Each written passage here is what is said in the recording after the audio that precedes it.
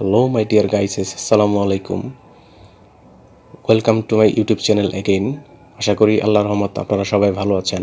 বন্ধুগণ, আজকের ভিডিওতে সিপ্রোফ্লক্সাসিন অ্যান্টিবায়োটিক সম্পর্কে আলোচনা করব, যেটি গনোরিয়া, ডায়রিয়া, অ্যাকিউট সাইনোসাইটিস, শ্বসনতন্ত্রের সংক্রমণ সহ অসংখ্য সমস্যার সমাধান করে।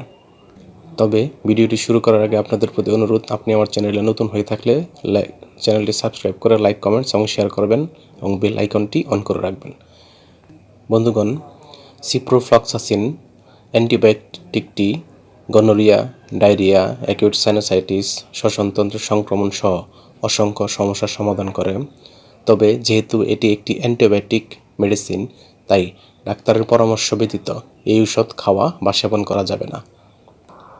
উপরোক্ত সমস্যার সমাধানে ডাক্তারগণ তাদের প্রেসক্রিপশনে যে অ্যান্টিবায়োটিকটি খাওয়ার কথা বলে থাকেন বা লিখে থাকেন, তার নাম হলো জেফ্লক্স ট্যাবলেট বা অরাল সাসপেনশন। এটির উৎপাদনকারী প্রতিষ্ঠানের নাম হচ্ছে জেনারেল ফার্মাসিউটিক্যালস লিমিটেড। জেফ্লক্স ট্যাবলেটের প্রতি পিসের দাম মাত্রাভেদে 8 টাকা 50 পয়সা, 15 টাকা, 18 টাকা এবং সাসপেনশনের দাম 100 টাকা। এটি খাওয়ার নিয়ম হচ্ছে, যেহেতু এটি একটি অ্যান্টিবায়োটিক ওষুধ, তাই এটি ডাক্তারের পরামর্শ অনুযায়ী খাবেন। ডাক্তার যেভাবে তাদের পরামর্শপত্র লিখবে। তবে সাধারণত প্রাপ্তবয়স্কদের ক্ষেত্রে সাধারণ মাত্রা 100 থেকে বা 150 থেকে 750 মিলিগ্রাম দিনে 2 বার, শ্বসনতন্ত্রের সংক্রমণের ক্ষেত্রে 250 থেকে 750 মিলিগ্রাম দিনে 2 বার এবং গনোরিয়া বা ডায়রিয়ার ক্ষেত্রে 250 থেকে 500 মিলিগ্রামের ট্যাবলেট দিনে 1 বার 3 থেকে 5 দিন সেবন করতে পারবেন এবং সেটি ডাক্তারের পরামর্শ অনুযায়ী।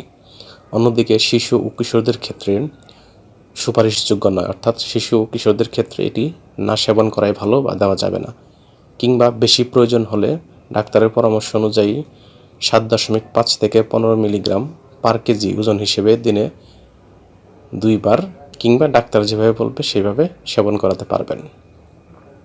অর্থাৎ অ্যান্টিবায়োটিক ওষুধ ডাক্তারের পরামর্শ অনুযায়ী খেতে হবে এবং ডাক্তার দেখিয়ে খেতে হবে, এটি মাস্ট। এটি সেবনের পর বমি বমি ভাব, ডায়রিয়া, তলপেটে ব্যথা, মাথা ব্যথা, ঝিমুনি, খিঁচুনি, ফুসকুড়ি ইত্যাদি পার্শ্ব প্রতিক্রিয়া দেখা দিতে পারে। গর্ভাবস্থা এবং স্তন্যদানকালীন সময়ে এটি সেবনযোগ্য নয় কিংবা এটি সেবন করা যাবে না, অর্থাৎ নিষেধ। ওষুধটি আলো তাপ থেকে দূরে 30 ডিগ্রি সেন্টিগ্রেড তাপমাত্রার নিচে সংরক্ষণ করতে হবে এবং অবশ্যই শিশুদের হাতের নাগালের বাইরে রাখতে হবে। ধন্যবাদ।